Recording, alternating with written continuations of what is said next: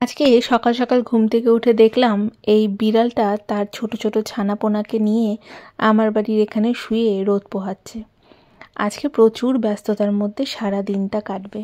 আজকে আমার এক দিদিরা আসছে আমার বাড়িতে, তাই খাবার দাবারের রান্নার আয়োজনে সকাল থেকে তোড়জোড় শুরু হয়ে গেল। খুব বেশি রান্নাবাড়ি করব না, কর্তামশাইয়ের যেহেতু অফিস ছিল, একদম সকাল সকাল ঘুম থেকে উঠে বাজারে গিয়ে মোটামুটি বেশ খানিকটা চর্বিযুক্ত মাটন নিয়ে এসেছে। থেকে উঠে প্রথমে আমি ডালটা বানিয়ে নিয়েছি। কর্তামশাই অফিসের জন্য বেরিয়ে যাওয়ার পর মাংসটাকে ভালো মতো মাখিয়ে রেখে দিলাম।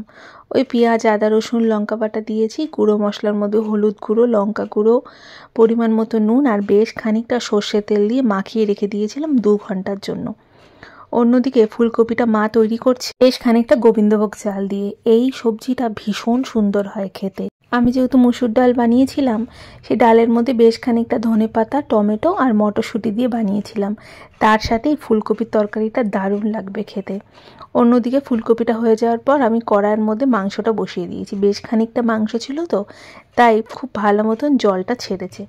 যেহেতু অনেক লেট হয়ে যাচ্ছিল রান্নাবাড়ি করতে, তাই মা বলল মাংসটা বেশ খানিকক্ষণ কড়াইয়ের মধ্যে ভালো মতন কষিয়ে প্রেশার কুকারে সিটি দিয়ে নিতে, তাহলে আর বেশি সময় লাগবে না। তাই আমি সেটাই করলাম। খুব ভালো মতন আগে কড়াইতে কষিয়ে নিয়ে 2 বারে প্রেশার কুকারে সিটি দিয়েছিলাম। আমার ভাগনা এরকম পাতলা পাতলা করে আমার মায়ের হাতের আলু ভাজা খেতে খুব ভালোবাসে, তাই মা তার জন্য চটপট করে অল্প একটু আলু ভাজা কেটে দিয়ে তৈরি করে নিল। প্রেশার কুকারটা যেহেতু ছোট, তাই 2 ভাগে মাংসটা তৈরি করতে হয়েছিল। শেষে অল্প একটু ঘি আর গরম মশলা দিয়ে নামিয়ে রেখেছিলাম। সমস্ত কিছুই রেডি, খালি ওদের এখন আসার অপেক্ষা। বসে বসে বোর হচ্ছিলাম বলে মায়ের বানানো চালতার আচার অল্প একটু খাচ্ছিলাম। হঠাৎ করে প্ল্যান হলো একটু বেগুনের পকোড়া করবে। মা সেটাই বানিয়ে আমাকে একটু খেতে দিল। খুব সুন্দর হয়েছিল খেতে, কিন্তু ঝাল একটু কম হয়ে গেছিলো। তাই আমি অল্প একটু চিলি ফ্লেক্স ফ্রিজ থেকে বার করে দিলাম, আর তার সাথে অল্প একটু দিয়েছি গোলমরিচের গুঁড়ো। কিছুই না, ওই সেই বেসন, কর্নফ্লাওয়ার আর অল্প একটু ময়দার গোলা একটা ভালো মতো বানিয়ে নিয়েছিল। আর বেগুনটাকে ভালো মতো সমস্ত খোসা ছাড়িয়ে লম্বা লম্বা করে কেটে নিয়ে সাদা তেলের মধ্যে ডুবিয়ে ভেজেছিল।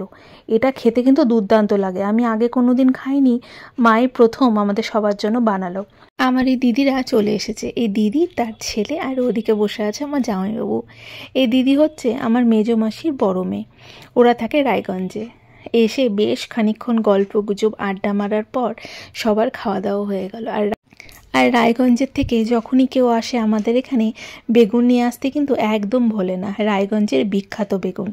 মাকে কিছুটা পাঠিয়ে দিয়েছি আর কিছুটা আমার বাড়ির জন্য রেখেছি। রায়গঞ্জে কিন্তু বেগুন, ঘি, তুলাই পাঞ্জি চাল ভীষণ বিখ্যাত। আমার এই দিদিরা আজকে আর থেকে যাবে না, তাদের আজকেই পৌঁছাতে হবে রায়গঞ্জে। তাই খাওয়া দাওয়া শেষ করে কিছুক্ষণ বসে গল্প গুজব সেরে তারা আবার 4:30 5টার দিকে বেরিয়ে গেল রায়গঞ্জের উদ্দেশ্যে। বেশ অনেকদিন পর তারা আমাদের বাড়িতে আসলো। সবাই মিলে বেশ জমিয়ে গল্পগুজব হলো, কিন্তু যেহেতু কর্তামশাই ছিল না, তাই তাকে সবাই বড্ড মিস করেছি।